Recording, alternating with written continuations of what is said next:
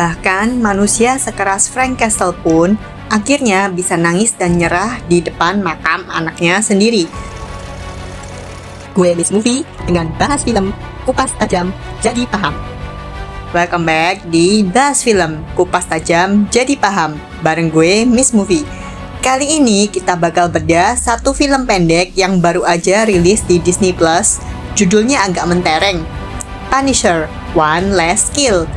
Jujur aja ya say, pas pertama nonton film ini rasanya tuh kayak lo lagi main game open world, terus lo iseng ngeklik side quest.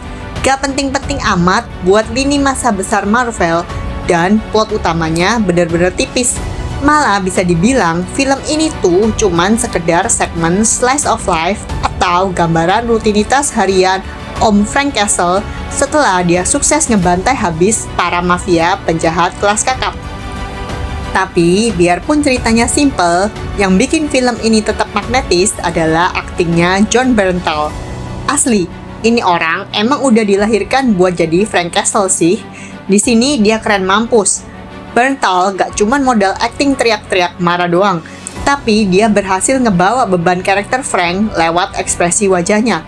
Lu bisa lihat sendiri di sepanjang film, mukanya itu kelihatan benar-benar capek.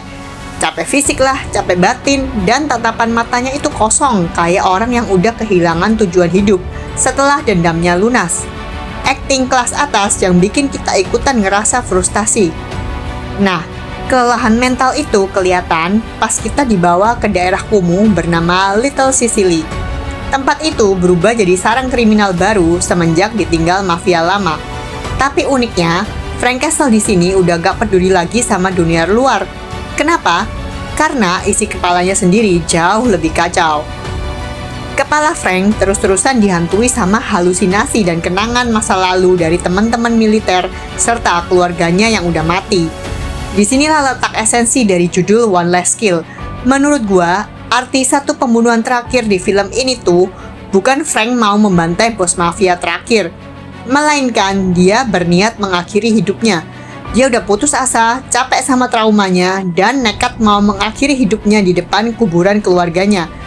Jadi, kalau lo lepas dulu semua atribut tembak-tembakannya, film pendek di Disney Plus ini sebenarnya cuman pengen nunjukin ke kita seberapa kejam dan ngerinya yang namanya PTSD atau trauma masa lalu. Tapi, buat lo para pemuja baku hantam yang nyari ketegangan, jangan khawatir. Biarpun film ini dalam secara psikologis, urusan actionnya tetap gak pelit. Kemasannya tetap dapat label R-rated, lengkap dengan segala adegan yang bloody, gory, dan sadis. Kas Punisher pas lagi ngebantai serbuan penjahat suruhan Magnucci di kos-kosannya. Menariknya lagi, Shay, ending dari film pendek ini tuh sebenarnya adalah fondasi penting buat proyek film layar lebar Marvel berikutnya, yaitu Spider-Man: Brand New Day. Kalau lo jeli ngeliat trailer Spider-Man kemarin, si Frank Castle kan udah kelihatan balik bugar, pakai kostum tengkorak modis, bahkan bisa bawa tank di jalanan New York. Nah, transformasi Frank dari seorang pensiunan depresi yang nyaris mengakhiri hidupnya di kos-kosan, sampai akhirnya dia insaf dan balik jadi mesin pembunuh full power, itu semua dijawab di film pendek 48 menit ini. Bisa dibilang, One Last Kill ini adalah cara Marvel buat ngeriset karakter Frank Castle biar siap dipasangin bareng Peter Parker-nya Tom Holland di film Spider-Man nanti. Dengar-dengar, konfliknya bakal fokus ke level jalanan.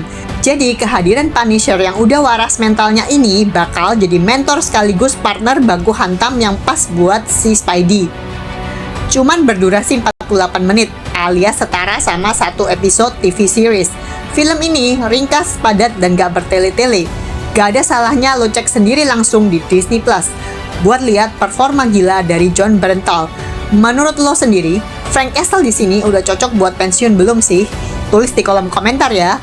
Jangan lupa like and subscribe agar gak ketinggalan update dari kami berikutnya. Gue Miss Movie, cabut dulu and see you in the next video. Bye-bye.